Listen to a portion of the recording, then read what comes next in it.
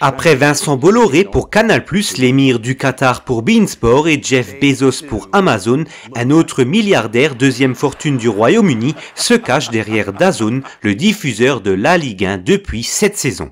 Il s'agit de Len Blavatnik. Qui est-il? Comment a-t-il fondé DAZN? Élément de réponse dans cette vidéo.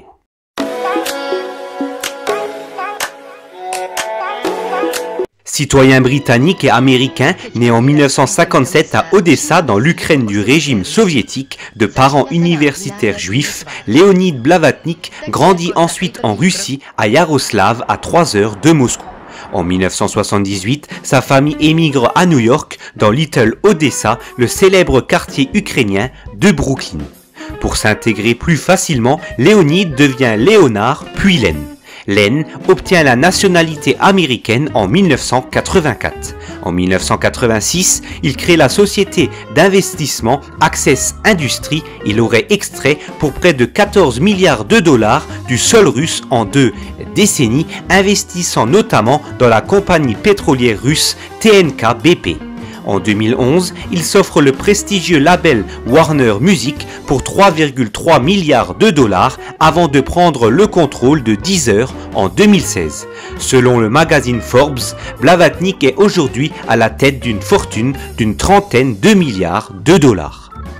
Len Blavatnik devient citoyen britannique en 2010. La même année, le milliardaire affirme vouloir construire la plateforme médiatique du 21e siècle. Netflix se lance alors au Royaume-Uni et il veut l'équivalent dans le sport. Il crée alors DAZN en juillet 2015. La nouvelle plateforme se lance d'abord en Autriche, en Allemagne et en Suisse, puis au Japon en août 2016, au Canada l'année suivante, aux États-Unis et en Italie en 2018, en Espagne et au Brésil en 2019. DAZN arrive en France et en Belgique en 2023. Depuis sa création, DAZN a raflé de nombreux droits sportifs en accélérant sur les droits premium depuis 2019. Avant d'arriver en France et d'acquérir les droits de la Ligue 1, la plateforme était déjà présente en Espagne pour la Liga, en Allemagne pour la Bundesliga et en Italie pour la Serie A. Depuis août 2024, DAZN diffuse 8 matchs sur 9 de la Ligue 1 lors de chaque journée pour un montant de 400 millions d'euros par an. Reste à savoir si Len Blavatnik et DAZN réussiront leur pari en France. Pour ce faire, DAZN doit séduire au moins 1,5 million d'abonnés d'ici 2 ans. La LFP dispose d'une clause de sortie de contrat avec DAZN si ce cap n'est pas atteint d'ici 2026. La plateforme a annoncé il y a quelques semaines que son nombre d'abonnés en France était de 500 000.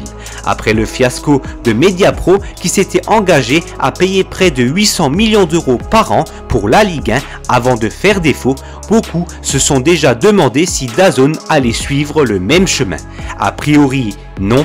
Len Blavatnik trône à la tête d'une plateforme qui a les reins solides après avoir annoncé il y a quelques jours l'entrée au capital de l'Arabie Saoudite au sein de DAZN.